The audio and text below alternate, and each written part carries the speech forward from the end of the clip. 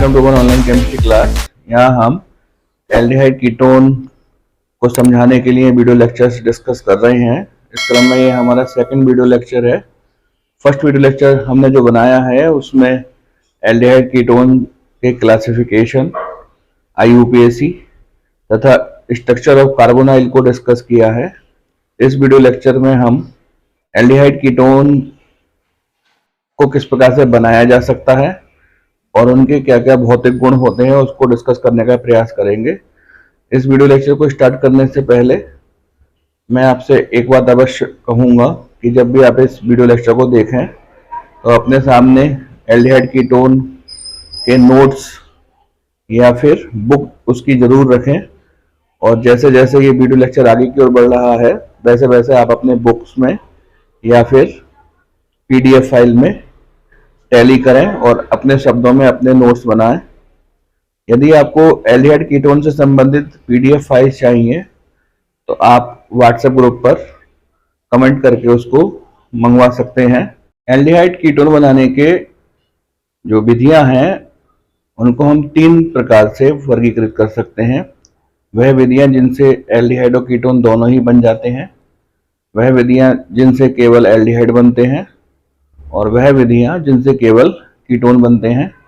सबसे पहले हम उन विधियों को या उन मेथड को डिस्कस करेंगे जिनके द्वारा एल्डिहाइड भी बन जाते हैं और कीटोन भी बन जाते हैं। तो जैसे कि आप सामने ग्रीन बोर्ड पर लिखा हुआ देख सकते हैं, हम अल्कोहल की सहायता से एल्डिहाइड और कीटोन बनाएंगे। तो जब हमने अल्कोहल पढ़ा था तो वहां पर हमने समझा था कि मोनोहाइड्रिक अल्कोहल को हम 3 प्रकार से वर्गीकृत कर सकते हैं। 1 degree monohydric alcohol, 2 degree monohydric alcohol और 3 डिग्री मोनोहाइड्रिक अल्कोहल। अल्कोहल से हम 2 प्रकार से एल्डिहाइड और कीटोन प्राप्त कर सकते हैं। एक है ऑक्सीकरण विधि और एक है डिहाइड्रोजिनेशन विधि। ऑक्सीडेशन मेथड को समझने का प्रयास करते हैं। जो कॉन्सेप्ट है ये हम अल्कोहल में भी समझ चुके हैं कि 1 डिग्री मोनोहाइड्रिक अल्कोहल ऑक्सीकरण करने पर संगत एल्डिहाइड देते हैं,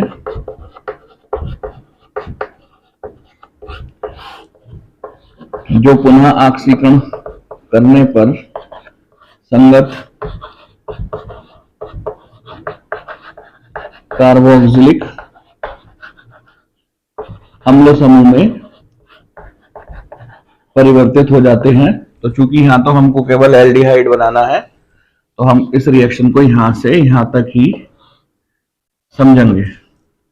2 डिग्री मोनोहाइड्रिक अल्कोहल ऑक्सीकरण करने पर संगत कीटोन देते हैं। अब हम इस समीकरण में बार बार ऑक्सीकरण शब्द का यूज कर रहे हैं, तो जाहिर सी बात है ऑक्सीकरण का मतलब होता है ऑक्सीजन का योग या नवजात ऑक्सीजन का योग। ये नवजात ऑक्सीजन हमको कहां से मिलेगी? या तो अम्लीय K2Cr2O7 या अम्लीय KMnO4 या फिर क्षारीय KMnO4 या फिर उदासीन KMnO4 नवजात ऑक्सीजन को देंगे। इतना आप अपनी कॉपी में नोट कर लीजिएगा। इनसे हमको किस प्रकार से नवजात ऑक्सीजन प्राप्त होती है ये हम समझने का प्रयास करेंगे, और फिर हम ये समझेंगे कि ये अभिक्रिया होती कैसे है, अर्थात ऑक्सीकरण करने पर अल्कोहल एल्डिहाइड में और कीटोन में किस प्रकार से परिवर्तित होते हैं। अम्लीय K2Cr2O7 की अभिक्रिया देखते हैं। K2Cr2O7 में हमने अम्ल मिला दिया, चाहे H2SO4 ले लीजिए चाहे HCl ले लीजिए, is equal to K2SO4 plus Cr2SO4 का होल थ्राइस 3 और 1 4 SO4 है, 4 H2SO4 कर दीजिए, 4 जल के अणु निकाल दीजिए, ऑक्सीजन बैलेंस कर दीजिए।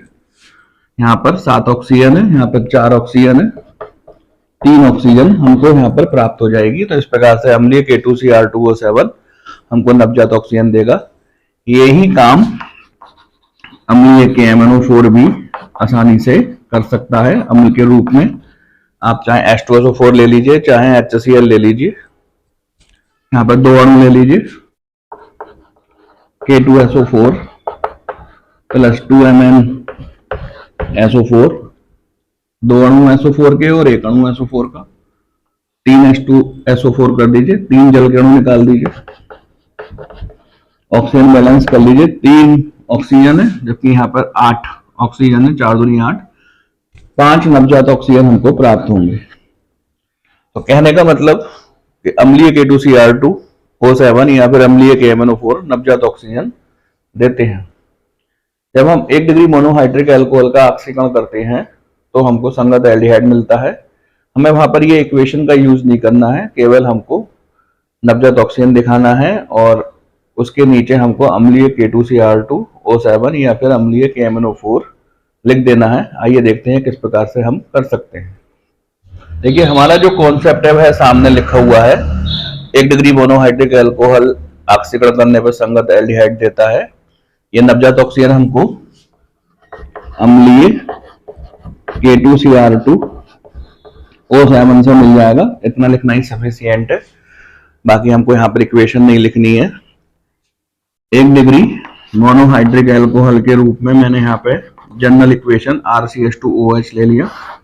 इसका ऑक्सीकरण कर दीजिए, अम्लीय K2Cr2O7 RCHO प्लस H2O। इस प्रकार से आपको एल्डिहाइड मिल जाएगा। यहाँ पर ये CH3OH हो सकता है। अब मैं बार बार यहाँ पर अम्लीय K2Cr2O7 नहीं लिख रहा, तो ये हमको HCHO प्राप्त हो जाएगा या फिर CH3CH2OH। 1 डिग्री मोनोहाइड्रिक अल्कोहल हो सकता है ये, एथिल अल्कोहल। तो हमको एसिटल्डिहाइड प्राप्त हो जाएगा। यदि हम इस प्रकार से कार्बनिक यौगिक लेते हैं और उसका हम अम्लीय K2Cr2O7 से ऑक्सीकरण कराते हैं तो हमें बेंजल्डिहाइड प्राप्त हो जाएगा। तो 1 डिग्री मोनोहाइड्रिक अल्कोहल ऑक्सीकरण करने पर संगत एल्डिहाइड में परिवर्तित हो जाते हैं। 2 डिग्री मोनोहाइड्रिक अल्कोहल की बात करते हैं। सामने आप ग्रीन बोर्ड पर लिखा हुआ देख सकते हैं कि जब हम 2 डिग्री मोनोहाइड्रिक अल्कोहल का ऑक्सीकरण करते हैं तो हमको संगत कीटोन मिलता है। यहाँ पर हम 2 डिग्री मोनोहाइड्रिक अल्कोहल के रूप में एक जनरल मोनोहाइड्रिक अल्कोहल ले रहे हैं और उसका ऑक्सीकरण कर देते हैं। तो इस प्रकार से हमको कीटोन प्राप्त हो जाएगा। सिंपल सी इक्वेशन है। चाहे तो आप CH3CH3CHOH ले लीजिए, इसका ऑक्सीकरण कर दीजिए। चाहे तो आप CH3C2H5 CHOH ले लीजिए, इसका ऑक्सीकरण कर दीजिए। आपको कीटोन प्राप्त हो जाएगा। इस प्रकार से ये एसीटोन और यहाँ पर CH3 C2H5 C double bond O plus H2O। इसको अपनी कॉपी में लिख लीजिएगा। एरोमेटिक कीटोन को बनाने का प्रयास करते हैं। तो एरोमेटिक कीटोन बनाने के लिए इस प्रकार से एक एरोमेटिक कंपाउंड हमने यहां पर लिया, इसका ऑक्सीकरण कर दीजिए और यहां पर ये कीटोन आपको प्राप्त हो जाएगा। तो हमने यहां पर ये जाना कि अल्कोहल ऑक्सीकरण करने पर एल्डिहाइड और कीटोन देते हैं। 1 डिग्री मोनोहाइड्रिक अल्कोहल का जब हम ऑक्सीकरण कर देते हैं तो संगत एल्डिहाइड मिलते हैं और 2 डिग्री मोनोहाइड्रिक अल्कोहल ऑक्सीकरण करने पर संगत कीटोन देते हैं। अल्कोहल डिहाइड्रोजिनेशन के द्वारा भी संगत एल्डिहाइड तथा कीटोन में बदल जाते हैं। आइए किस प्रकार की रिएक्शन होती है समझने का प्रयास करते हैं। जब हम अल्कोहल का उत्प्रेरकीय विहाइड्रोजनीकरण कर देते हैं तो हमको संगत एल्डिहाइड मिलते हैं। जैसे यहाँ पर हमने 1 डिग्री मोनोहाइड्रिक अल्कोहल का उत्प्रेरकीय बी हाइड्रोजनीकरण कर दिया, गर्म कॉपर ले लिया, तो इस प्रकार से एल्डिहाइड मिल जाएगा और हाइड्रोजन गैस निकल जाएगी। आप यहाँ पर CH3OH के द्वारा ये रिएक्शन कर सकते हैं। CH3CH2OH के द्वारा ये अभिक्रिया कर सकते हैं। गर्म कॉपर के साथ ये अभिक्रिया करनी होगी। इस तरीके से HCHO और हाइड्रोजन गैस निकल जाएगी, CH3CHO प्लस हाइड्रोजन गैस। यही रिएक्शन 2 डिग्री मोनोहाइड्रिक अल्कोहल भी देते हैं जब उनका हम उत्प्रेरकीय बी हाइड्रोजनीकरण करते हैं गर्म कॉपर के द्वारा, तो संगत कीटोन बनते हैं और हाइड्रोजन गैस निकल जाती है। आप यहाँ पर ये इस प्रकार से 2 डिग्री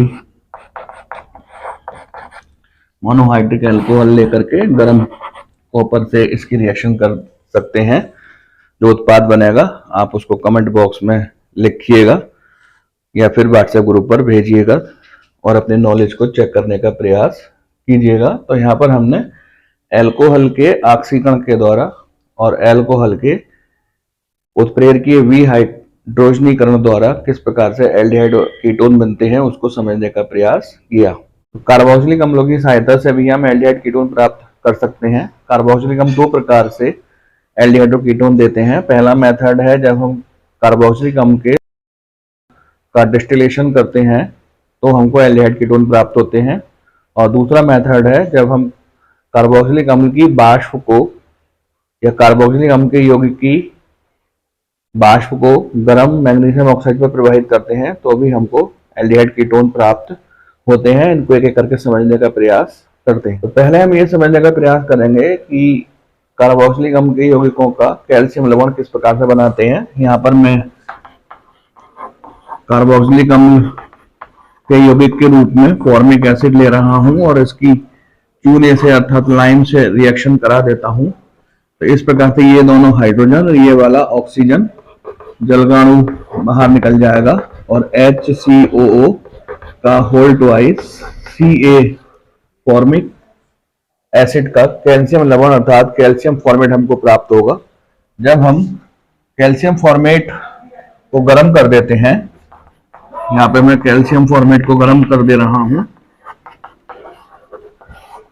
या उसका डिस्टिलेशन कर दे रहा हूं, तो हमें फॉर्मल्डिहाइड प्राप्त होगा और कैल्शियम कार्बोनेट ठोस अवस्था के रूप में शेष रह जाएगा। आपकी सुविधा के लिए और अध्ययन को सरल बनाने के लिए मैं इस प्रकार से इसको इंडिकेट कर देता हूं। इस प्रकार से CaCO3 बाहर निकल जाएगा और फॉर्मल्डिहाइड हमको प्राप्त हो जाएगा। इसी प्रकार से हम एसीटोन प्राप्त कर सकते हैं। यहाँ पर ही मैं करेक्शन कर देता हूँ। यहाँ पर मैंने एसिटिक एसिड ले लिया और उसका कैल्शियम लवण बना दिया मैंने यहाँ पर इस तरीके से CH3COO का होल ट्वाइस, और इसका मैंने यहाँ पर आसवन कर दिया। तो इस प्रकार से CaCO3 बाहर निकल जाएगा और हमको CH3COCH3 यहीं पे मैं चेंज कर दे रहा हूं CH3 और COCH3 अर्थात एसीटोन हमको प्राप्त हो जाएगा। तो हमने यहाँ पे ये सीखा कि जब हम कार्बोक्सिलिक यौगिकों के कैल्शियम लवण का डिस्टिलेशन कर देते हैं तो हमको एल्डिहाइड और कीटोन प्राप्त होते हैं। यहाँ पर हमने पहले फॉर्मिक एसिड का कैल्शियम लवण लिया और उसके द्वारा हमने फॉर्मल्डिहाइड बनाया, और दूसरी बार में हमने एसिटिक एसिड का कैल्शियम लवण लिया और उसका हमने आसवन करके एसीटोन का निर्माण किया। अन्य एल्डिहाइड कैसे बन सकते हैं उनको यहाँ पर हम समझने का प्रयास करते हैं। यदि मुझे एसिटल्डिहाइड बनाना है तो मैं यहाँ पर एसिटिक अम्ल का कैल्शियम लवण ले लूंगा और उसकी रिएक्शन फॉर्मिक अम्ल के कैल्शियम लवण के साथ करा दूंगा। डिस्टिलेशन कराना है मुझे यहाँ पर, और 2 अणु यहाँ पर CaCO3 के इस प्रकार से बाहर निकल जाएंगे। आपकी सुविधा के लिए मैं इसको इस प्रकार से इंडिकेट कर दे रहा हूं। दो मॉलिक्यूल बन गए ये CaCO3 के, और CH3CHO दो अणु एसिटल्डिहाइड के हमको प्राप्त हो गए। तो यदि हमको एसिटल्डिहाइड बनाना है तो हम कैल्शियम एसीटेट और कैल्शियम फॉर्मेट का डिस्टिलेशन कराते हैं, जिससे कि हमको एसिटल्डिहाइड प्राप्त हो जाता है। तो पहला मेथड मैंने यहाँ पे समझाने का प्रयास किया, जब हम कार्बोक्सिलिक अम्ल के कैल्शियम लवण का डिस्टिलेशन कराते हैं तो हमें एल्डिहाइड और कीटोन प्राप्त होते हैं। दूसरा मेथड समझने का प्रयास करते हैं। दूसरा मेथड भी बहुत सरल मेथड है, जैसा कि आप ग्रीन बोर्ड पर लिखा हुआ देख सकते हैं। जब हम मैग्नीशियम ऑक्साइड पर या गर्म मैग्नीशियम ऑक्साइड पर कार्बोक्सिलिक एसिड के यौगिकों की वाष्प प्रवाहित करते हैं तो हमको एल्डिहाइड और कीटोन प्राप्त होते हैं। जैसे मैंने यहाँ पर कार्बोक्सिलिक एसिड के यौगिक के रूप में फॉर्मिक एसिड के दो अणु ले लिए और इनको मैंने मैग्नीशियम ऑक्साइड के ऊपर या गर्म मैग्नीशियम ऑक्साइड के ऊपर प्रवाहित किया। इस प्रकार से ये एक CO2 का अणु बाहर निकल जाएगा और इस प्रकार से यहाँ पर एक जल का अणु बाहर निकल जाएगा, CO2 प्लस H2O। क्या बचा? HCHO अर्थात फॉर्मल्डिहाइड। इस प्रकार से यदि मैं यहाँ पर एसिटिक एसिड और फॉर्मिक एसिड इनकी वाष्प को गर्म मैग्नीशियम ऑक्साइड पर प्रवाहित करूं तो ये CO2 गैस, ये जल का अणु CO2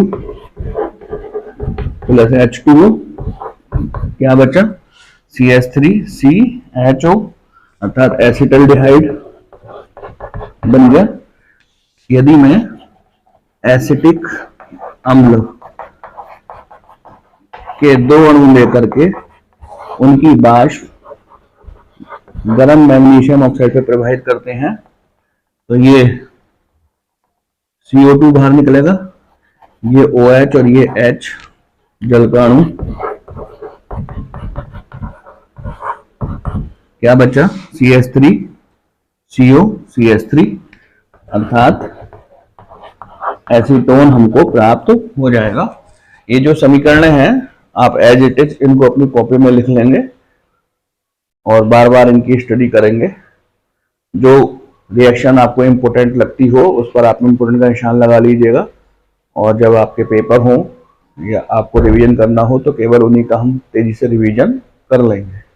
यहाँ हम एल्डिहाइड और कीटोन बनाने की विधियों का अध्ययन कर रहे हैं। एल्डिहाइड कीटोन बनाने की विधियों को हमने 3 कैटेगरी में डिवाइड किया। वह अभिक्रियाएं जिनसे एल्डिहाइड और कीटोन दोनों ही बन जाते हैं, वह रासायनिक अभिक्रियाएं जिनसे केवल एल्डिहाइड बनते हैं, और वह रासायनिक अभिक्रियाएं जिनसे केवल कीटोन बनते हैं। यहाँ हम पहले पॉइंट की स्टडी कर रहे हैं जिसमें कि एल्डिहाइड और कीटोन एक साथ बनते हैं। इसके अंतर्गत हमने 2 रिएक्शन पढ़ ली। एल्कोहल से हम किस प्रकार से एल्डिहाइड कीटोन बना सकते हैं, कार्बोक्सिलिक अम्ल से किस प्रकार से एल्डिहाइड कीटोन बना सकते हैं। तीसरा पॉइंट आप सामने ग्रीन बोर्ड पर लिखा हुआ देख सकते हैं कि हाइड्रोकार्बन के द्वारा किस प्रकार से एल्डिहाइड कीटोन बनाया जा सकता है। हाइड्रोकार्बन ऐसे यौगिक होते हैं जिनमें कि केवल कार्बन और हाइड्रोजन पाए जाते हैं। ये 3 कैटेगरी में होते हैं, एल्केन, एल्कीन और एल्काइन।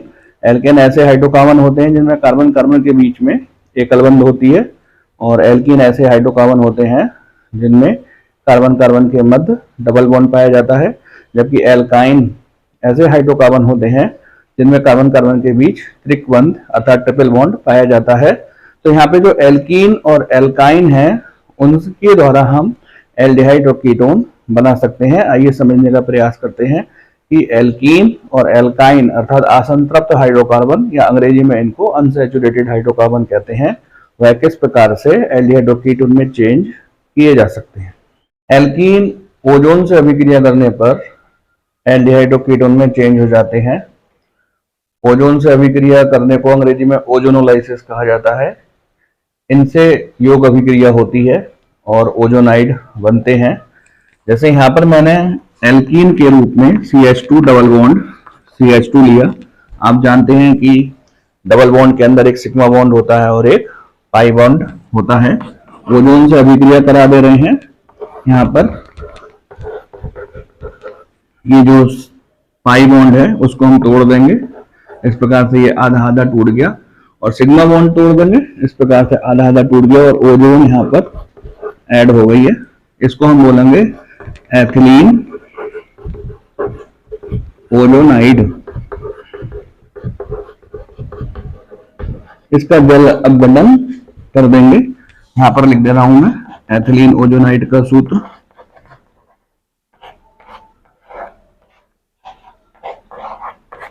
और आपकी सुविधा के लिए CH2 को मैं इस प्रकार से यहाँ पर HCH के रूप में लिख देता हूं, और इस वाले CH2 को भी मैं यहाँ पर HCH के रूप में लिख देता हूं, और इसकी जिंक के द्वारा इसको जल अपघटन कर देता हूं।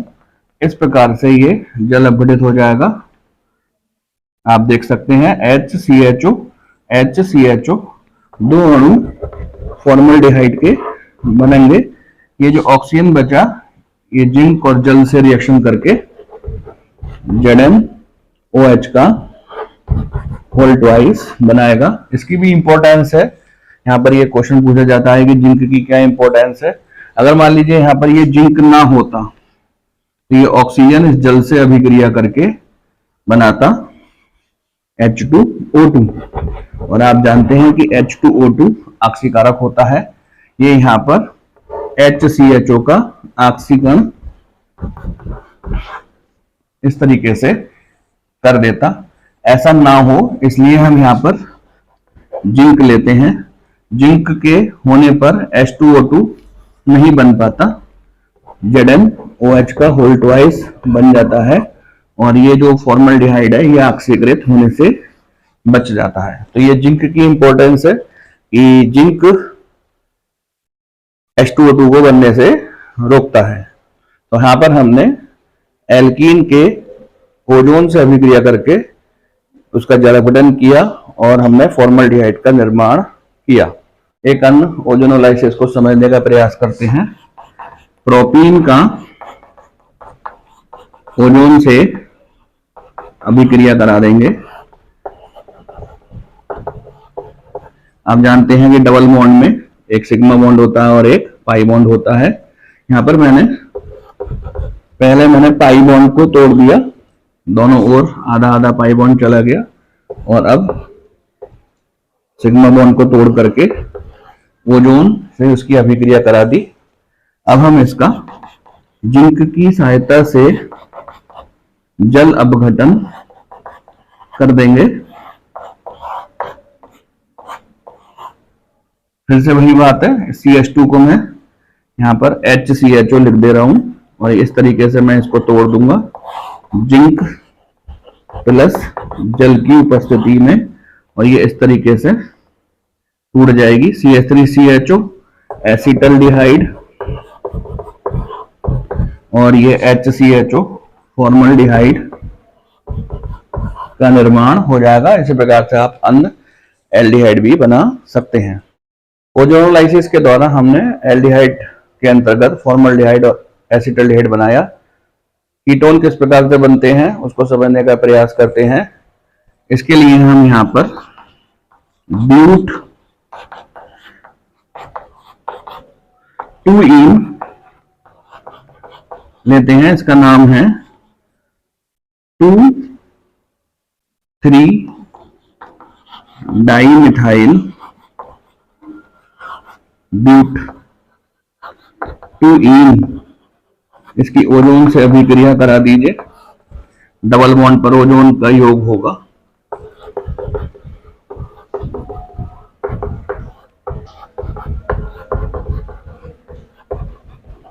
सिग्मा बॉन्ड टूटेगी, पाई बॉन्ड टूटेगी और ओजोन जुड़ जाएगी।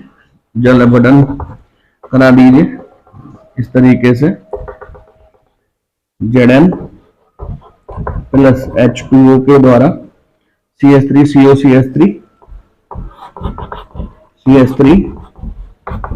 CH3 के दो अणु अर्थात एसीटोन के दो अणु आपको मिल जाएंगे, और ZnOH का होल ट्वाइस। तो इस प्रकार आप एल्कीन के ओजोनोलाइसिस द्वारा एल्डिहाइड और कीटोन बना सकते हैं। एक अन्य मेथड भी और भी है जिसके द्वारा आप एल्कीन और एल्काइन से एल्डिहाइड और कीटोन बना सकते हैं। वह है जब हम एल्कीन या एल्काइन की अभिक्रिया डाइल्यूट H2SO4 से करा देते हैं तो भी हमको एल्डिहाइड और कीटोन प्राप्त होते हैं। आइए किस प्रकार से वह रिएक्शन होगी उसको समझने का प्रयास करते हैं। तो इस रिएक्शन को हाइड्रेशन रिएक्शन बोलते हैं। यहाँ पर मैं एल्काइन की अभिक्रिया डाइल्यूट अर्थात तनु H2SO4 से करा देंगे। तनु H2SO4 में जल की मात्रा बहुत होती है। ये जल इस एल्काइन से अभिक्रिया करके एल्डिहाइड में चेंज हो जाएगा। एक और रिएक्शन को समझने का प्रयास करते हैं इस प्रकार से, और यहाँ पर मैंने इसका हाइड्रेशन डाइल्यूट H2SO4 से करा दिया।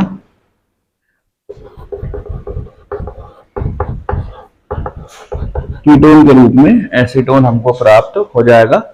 सिंपल सी रिएक्शन है, आप इसको स्वयं ही समझिएगा, थोड़ा सा दिमाग लगाएंगे तो ये आपके समझ में आ जाएगी। तो एक बार मैं फिर से आपको यहाँ पर रिवाइज करा देता हूँ कि यहाँ पर हम एल्डिहाइड कीटोन को किस प्रकार से बना सकते हैं, उनका अध्ययन कर रहे हैं। इसके अंतर्गत जो पहला टॉपिक है एल्डिहाइड और कीटोन किस प्रकार से एक साथ बनाए जा सकते हैं, वह फिनिश हो गया। अब हम ऐसी रिएक्शंस की स्टडी करेंगे जिनसे केवल एल्डिहाइड ही बनता है। इस क्रम में जो पहली रिएक्शन है वह है रोजनमुंड अपचयन। इसकी लैंग्वेज बिल्कुल फिक्स है और इसकी रिएक्शन भी बिल्कुल निश्चित है। आप सामने ग्रीन बोर्ड पर लिखा हुआ देख सकते हैं। उबली हुई जाइलिनों में पीडी पर आधारित BaSO4 उत्प्रेरक की उपस्थिति में कार्बोक्सिलिक अम्ल का क्लोराइड अपचयित होकर एल्डिहाइड देते हैं।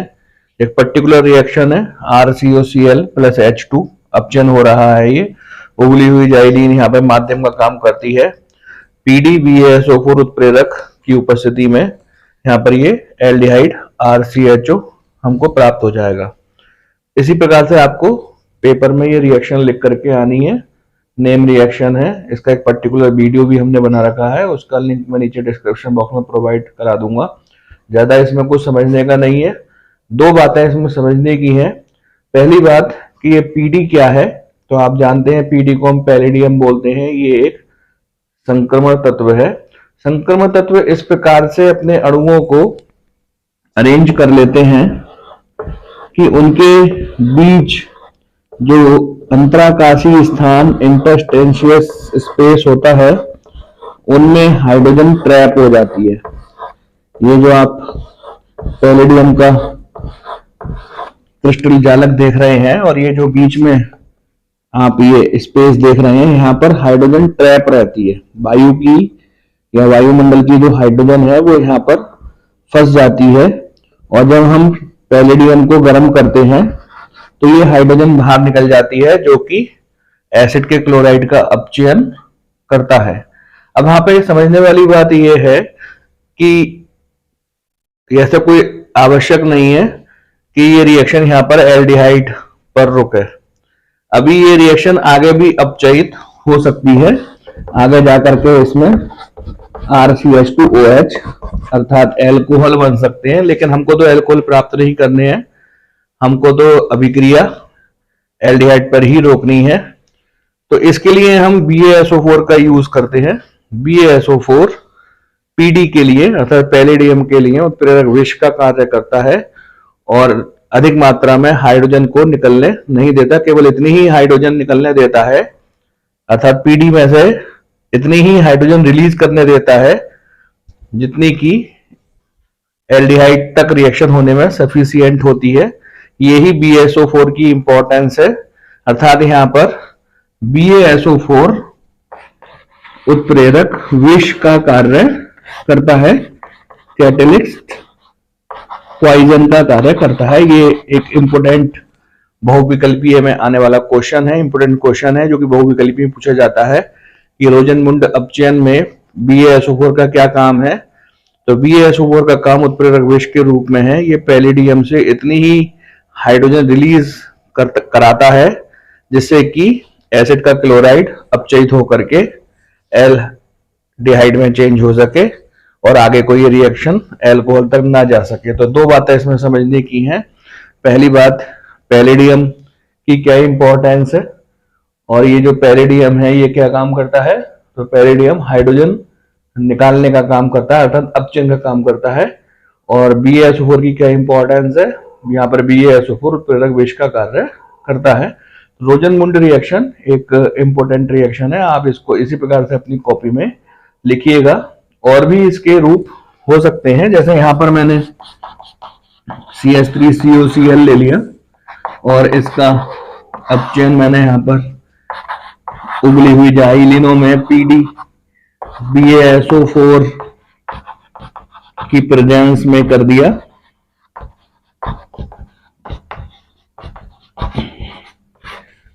तो CH3COCl CH3CHO में चेंज हो जाएगा। इस प्रकार से ये रिएक्शन हो सकती है। इसके द्वारा हम एरोमेटिक एल्डिहाइड भी बना सकते हैं। एरोमेटिक एल्डिहाइड बनाने के लिए मैंने यहाँ पर बेंजोइक एसिड का क्लोराइड ले लिया और उसका अपचयन उबली हुई जाइलिन एक केमिकल कंपाउंड है, PDBaSO4 के साथ करा देंगे। बेंजल्डिहाइड प्राप्त हो जाएगा और यहाँ पर HCl हमको मिल जाएगी। तो अच्छी रिएक्शन है, इसको आप अवश्य अपनी कॉपी में लिखिएगा और याद करने का प्रयास कीजिएगा। आइए एल्डिहाइड बनाने की नेक्स्ट रिएक्शन को समझने का प्रयास करते हैं। सामने ग्रीन बोर्ड पर आप इसको लिखा हुआ देख सकते हैं। नाइट्राइल द्वारा हम एल्डिहाइड बना सकते हैं, इसको हम स्टीफन अपचयन भी बोलते हैं। नाइट्राइल एक IUPAC नेम है, इसका जो सामान्य नाम है वो है साइनाइड। RCN के यौगिक साइनाइड कहलाते हैं। डेफिनेशन आप लिखी हुई देख सकते हैं। सामान्य ताप पर ईथर में बने नाइट्राइलों को SnCl2 और HCl मिश्रण के साथ अपचयन करने पर मध्यवर्ती यौगिक बनते हैं, जो जल अपघटन करने पर एल्डिहाइड बनाता है। सिंपल सी रिएक्शन है, पर्टिकुलर लैंग्वेज है, इसमें ज्यादा कुछ समझने का नहीं है और एक निश्चित वे में ये लिखी हुई है। ये जो साइनाइड है, जब हम इनका अपचयन SnCl2 और HCl से करते हैं तो ये RCHCN यौगिक बनते हैं। यहाँ पर आप देख सकते हैं कि यहाँ से यहाँ पर हाइड्रोजन का योग हो गया है, एक H इसके पास चला गया और एक H इसके पास चला गया, ट्रिपल बॉन्ड डबल बॉन्ड में चेंज हो गई। अब जब हम इसका जल अपघटन कर देते हैं, इस प्रकार से हमने इसका जल अपघटन कर दिया, O इधर और H2 इधर, तो RCHO और NH3 हमको मिल गई। इसके द्वारा हम CH3C ट्रिपल बॉन्ड N इसको हम कंप्लीट करके एसिटल्डिहाइड बना सकते हैं।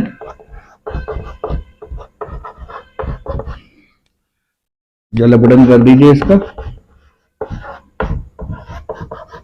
CH3CHO plus NH3। Aromatic aldehyde भी इसके द्वारा बन सकते हैं। सिंपल सी रिएक्शन है, आप इसको स्वयं पूरा कर सकते हैं।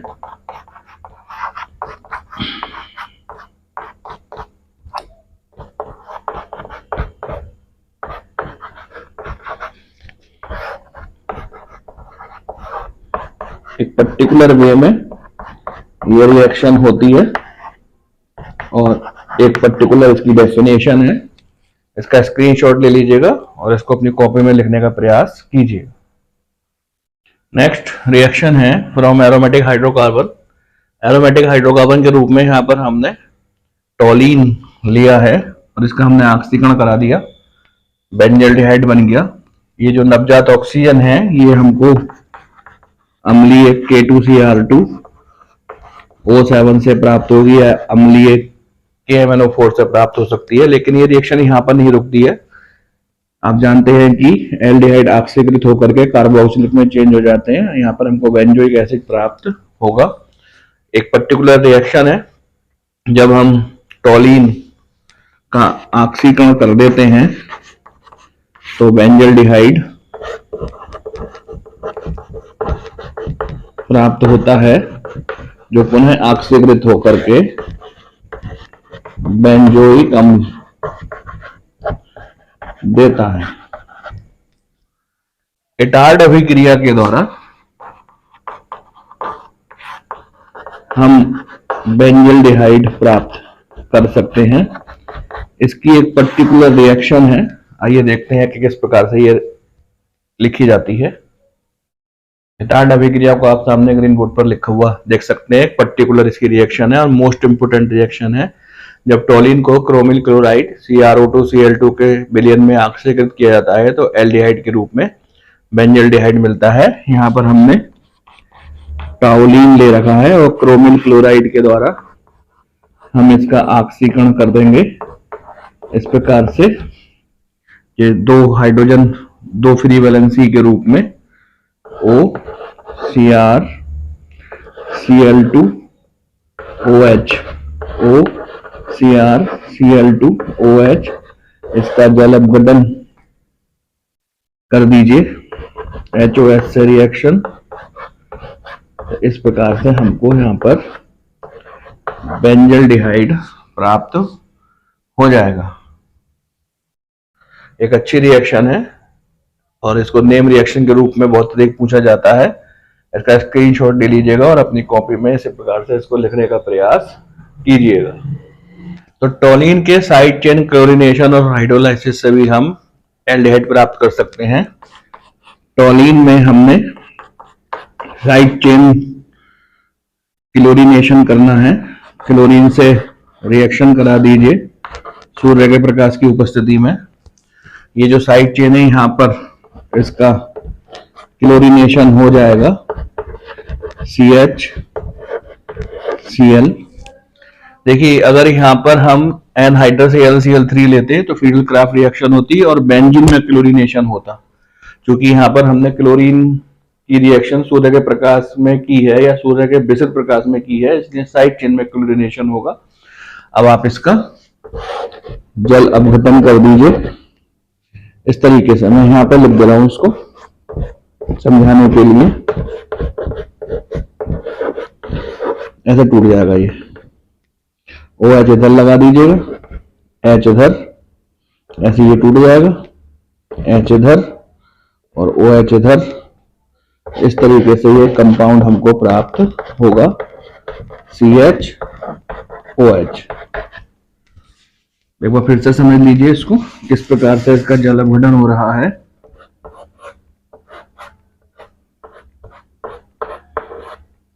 CH थोड़ा बड़ा बना दे रहा हूं, इस तरह से टूट जाएगा ये। OH यहां पर, H यहां पर, ऐसे ये टूट जाएगा। OH यहां पर और H यहां पर, HCl निकल जाएंगे और एक ही कार्बन पे दो OH लग जाएंगे। जब एक कार्बन पर दो OH लगते हैं तो ऐसे कार्बनिक यौगिक अस्थायी होते हैं। अपने आप को स्थायी करने के लिए इस प्रकार से ये एक जल का अणु बाहर निकाल देंगे -H2O और हमको यहाँ पर बेंजल्डिहाइड मिल जाएगा। सिंपल सी रिएक्शन है, ज्यादा महत्वपूर्ण तो नहीं है, लेकिन एक प्रोसीजर है कि आप टोलिन में साइड चेन क्लोरीनेशन और हाइड्रोलाइसिस के द्वारा बेंजल्डिहाइड प्राप्त कर सकते हैं। अब हम बिल्कुल दो नाम एक जैसे मिलते जुलते हैं उन नेम रिएक्शन की बात करते हैं। जैसे कि आप सामने ग्रीन बोर्ड पर देख रहे हैं, गार्डरमैन कोच एल्डिहाइड अभिक्रिया और गार्डरमैन कोच एल्डिहाइड संश्लेषण। दोनों ही नाम बहुत मिलते जुलते हैं, बहुत अधिक कंफ्यूजन हो जाता है। जो शब्द इसमें महत्वपूर्ण है वह है अभिक्रिया और संश्लेषण। ये भिन्न भिन्न नामों से भी आती है, जैसे एल्डिहाइड अभिक्रिया, ऊपर वाली रिएक्शन की बात कर रहा हूं मैं यहाँ पर, पूरा नाम न देकर के उसने केवल एल्डिहाइड अभिक्रिया के नाम से ही पूछ लिया, या फिर एल्डिहाइड संश्लेषण के नाम से पूछ लिया, या फिर गार्डरमैन अभिक्रिया के नाम से पूछ लिया, या फिर गार्डरमैन संश्लेषण के नाम से पूछ लिया। तो मेन चीज जो यहाँ पर है वह है एल्डिहाइड के साथ लगा हुआ अभिक्रिया शब्द और एल्डिहाइड के साथ लगा हुआ संश्लेषण शब्द।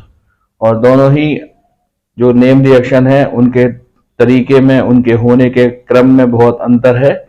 एक एक करके यहाँ पे समझने का प्रयास करेंगे। जो बात मैंने यहाँ पर आपको समझाने की प्रयास किया है वह है इनके नाम। इनका नाम में ही ये अभिक्रियाएं या संश्लेषण छिपे हुए हैं।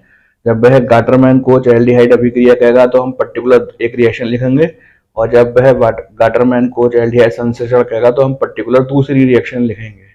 एक एक करके इनको समझने का प्रयास करते हैं। पहले मैं यहाँ पर गाटरमैन कोच एल्डिहाइड अभिक्रिया की बात करता हूँ। गाटरमैन कोच एल्डिहाइड अभिक्रिया की लैंग्वेज सामने लिखी हुई है। जब HCN तथा HCl के मिश्रण को अनाद्र AlCl3 की उपस्थिति में बेंजीन पर प्रभावित करते हैं तो एक मध्यवर्ती यौगिक अर्थात इंटरमीडिएट कंपाउंड बनता है जो जल अपघटन करने पर वेंजल्डिहाइड देता है। देखिए ये जो HCN है इसकी संरचना इस प्रकार से होती है। इसमें कार्बन और नाइट्रोजन के बीच में ट्रिपल बॉन्ड है। ये HCl से अभिक्रिया करके योग अभिक्रिया देगा और इस प्रकार से हमें यहाँ पर HCCl और डबल बॉन्ड NH ये कंपाउंड मिलेगा। इसकी बेंजीन से अभिक्रिया करा दीजिए।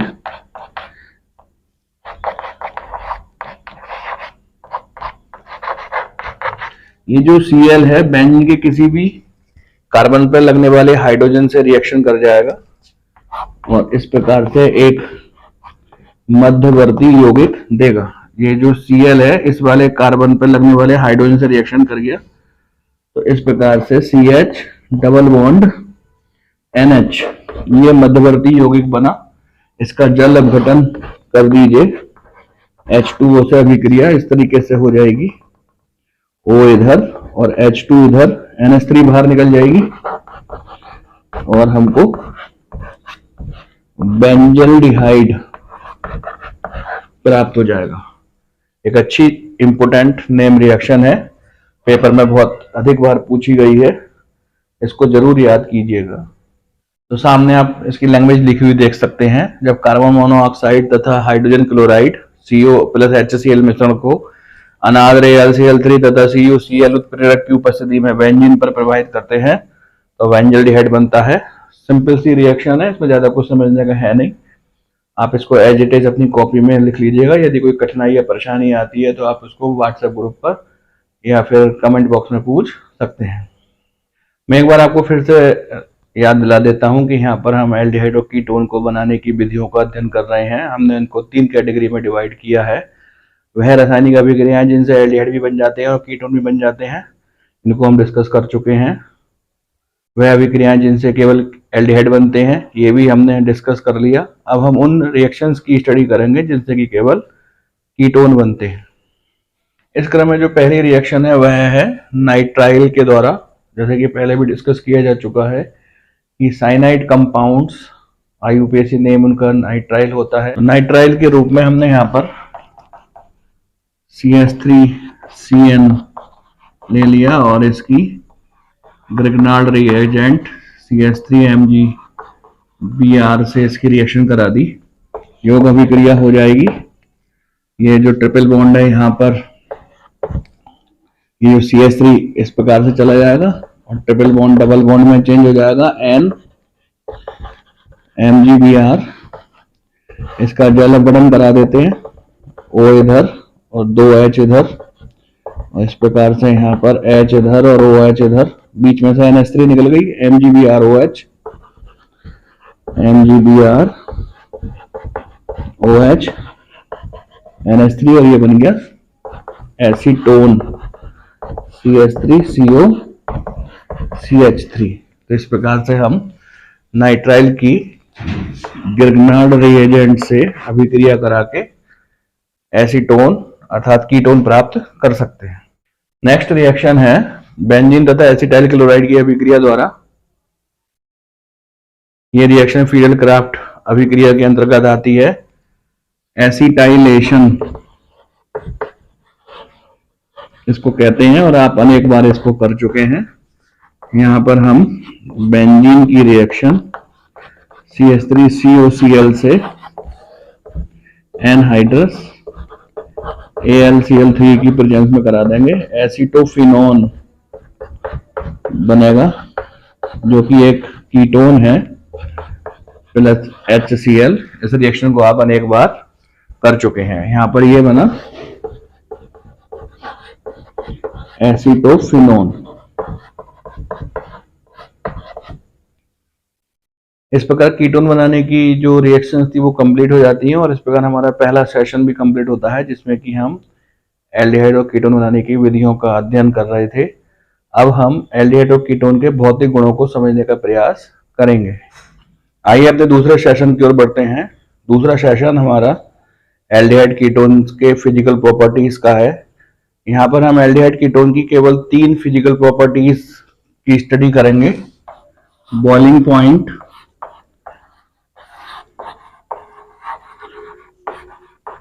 सॉल्युबिलिटी इन वाटर, जल में घुलनशीलता, स्मेल का अर्थ होता है गंध। तो यहाँ पे हमको 3 फिजिकल प्रॉपर्टी की स्टडी करेंगे। तो एल्डिहाइड कीटोन के बॉइलिंग पॉइंट को समझाने के लिए मैंने यहाँ पर एल्डिहाइड और कीटोन के संगत हाइड्रोकार्बन और संगत एल्कोहल ले रखे हैं। जैसे यहाँ पर ये एल्डिहाइड है और ये कीटोन है, इन दोनों में ही 3-3 कार्बन आप देख सकते हैं। इन एल्डिहाइड और कीटोन का जो संगत हाइड्रोकार्बन है वो एन ब्यूटेन है। इसका सूत्र आप देख सकते हैं CH3 CH2 CH2 CH3। संगत में इसलिए कह रहा हूं क्योंकि इन तीनों के अणु भार में समानता है, लेकिन यदि आप इनके क्वथनांक देखें तो उनमें काफी अंतर है। यहाँ पर जो प्रोपेनॉल है उसका क्वथनांक 322 केल्विन है, एसीटोन का क्वथनांक 329 केल्विन है, लेकिन जो इसका संगत हाइड्रोकार्बन अर्थात एन ब्यूटेन है, जिसका कि अणु भार इन दोनों के समान ही है, उसका क्वथनांक 273 केल्विन, जो कि बहुत ही कम है। यदि हम संगत एल्कोहल की बात करें तो संगत एल्कोहल के रूप में मैंने यहाँ पे प्रोपेनॉल ले रखा है। इनके कार्बन परमाणुओं की संख्या भी समान है और थोड़ा सा अणु भार ज्यादा है बस। यहाँ पर जो प्रोपेनॉल है इसका अणु भार 60 है, लेकिन इसके क्वथनांक में काफी अंतर है, इसका क्वथनांक बहुत अधिक है। तो हम यहाँ पर बॉइलिंग पॉइंट की स्टडी 2 बातों पर करेंगे कि ऐसा क्यों है कि एल्डिहाइड कीटोन की तुलना में उनके संगत हाइड्रोकार्बन का बॉइलिंग पॉइंट बहुत कम होता है, और दूसरा पॉइंट हमारा होगा कि ऐसा क्यों है कि एल्डिहाइड कीटोन की तुलना में उनके संगत एल्कोहल का बॉइलिंग पॉइंट बहुत अधिक होता है। तो इनके आंसर जो हैं वो एल्डिहाइड कीटोन का जो ग्रुप है जो कि दोनों में पाया जाता है, इसको आप कार्बोनाइल ग्रुप कहते हैं, उसमें इसका आंसर छिपा हुआ है। यदि हम कार्बोनाइल ग्रुप की संरचना बनाएं तो इस प्रकार से कार्बोनाइल ग्रुप की संरचना होती है। इसमें एक सिग्मा बॉन्ड होता है और एक पाई बॉन्ड होता है जो कि कार्बन और ऑक्सीजन के बीच में है। आप जानते हैं कि कार्बन और ऑक्सीजन की इलेक्ट्रोनेगेटिव में काफी अंतर है, विद्युत ऋणात्मकता में काफी अंतर है। साझे के जो इलेक्ट्रॉन होते हैं वह ऑक्सीजन की ओर शिफ्ट हो जाते हैं क्योंकि ऑक्सीजन की इलेक्ट्रोनेगेटिविटी अधिक होती है। इस प्रकार से कार्बोनाइल में ध्रुवता अर्थात पोलैरिटी उत्पन्न हो जाती है। ये जो पाई इलेक्ट्रॉन है ये ऑक्सीजन की ओर शिफ्ट हो जाएंगे। इस प्रकार से ऑक्सीजन पर ऋणावेश आ जाएगा और कार्बन पर धनावेश आ जाएगा। अब इस प्रकार के जो कार्बोनाइल हैं वह एक दूसरे को परस्पर आकर्षित करेंगे। इस प्रकार से उनमें अट्रैक्शन उत्पन्न हो जाएगा। यहाँ पर ये मैं अट्रैक्शन दिखा दे रहा हूं। और भी कार्बोनाइल ग्रुप ले लीजिए, नेगेटिव पॉजिटिव में इनमें आकर्षण उत्पन्न हो जाएगा। इस आकर्षण के कारण, इस इंटरेक्शन के कारण एल्डिहाइड कीटोन के बॉइलिंग पॉइंट उनके संगत हाइड्रोकार्बन की तुलना में बहुत अधिक होते हैं, क्योंकि ये जो हाइड्रोकार्बन है ये नॉन पोलर कंपाउंड है। नॉन पोलर का मतलब होता है अध्रुवीय यौगिक। इसमें इस प्रकार की ध्रुवता उत्पन्न नहीं होगी। जब ध्रुवता उत्पन्न नहीं होगी तो अट्रैक्शन नहीं होगा। जब अट्रैक्शन या आकर्षण नहीं होगा तो इनके बॉइलिंग पॉइंट अर्थात हाइड्रोकार्बन के बॉइलिंग पॉइंट उनके संगत एल्डिहाइड और कीटोन की तुलना में कम होंगे। यहाँ पर संगत का तात्पर्य है अणु भार में समानता। जैसे आप सामने टेबल में देख सकते हैं कि जो हाइड्रोकार्बन है ब्यूटेन और उसका जो अणुभार है 58, उतना ही अणुभार हमने एल्डिहाइड अर्थात प्रोपेनल तथा एसीटोन, इनका भी अनुवाद एक जैसा ही है, लेकिन इनके क्वथनांकों में काफी अधिक अंतर है। मैं एक बार आपको फिर से रिवाइज करा देता हूं। एल्डिहाइड कीटोन में कार्बोनाइल ग्रुप कॉमन है और कार्बोनाइल ग्रुप में ध्रुवता उत्पन्न हो जाती है, पोलैरिटी उत्पन्न हो जाती है, क्योंकि कार्बन और ऑक्सीजन की इलेक्ट्रोनेगेटिविटी में बहुत अधिक अंतर है। इस कारण से अर्थात ध्रुवता के कारण से एक अट्रैक्शन बन जाता है, एक इंटरेक्शन हो जाता है, एक आकर्षण हो जाता है, जिससे कि एल्डिहाइड और कीटोन का बॉइलिंग पॉइंट उनके संगत हाइड्रोकार्बन की तुलना में अधिक होता है। अब हम दूसरे प्रश्न की ओर चलते हैं। दूसरा प्रश्न है कि ऐसा क्यों है कि एल्कोहल का बॉइलिंग पॉइंट उनके संगत एल्डिहाइड कीटोन की तुलना में बहुत अधिक होता है। तो इसको एक स्ट्रक्चर के द्वारा समझने का प्रयास करते हैं। एल्कोहल की संरचना इस प्रकार से होती है, आपने इसको एल्कोहल वाले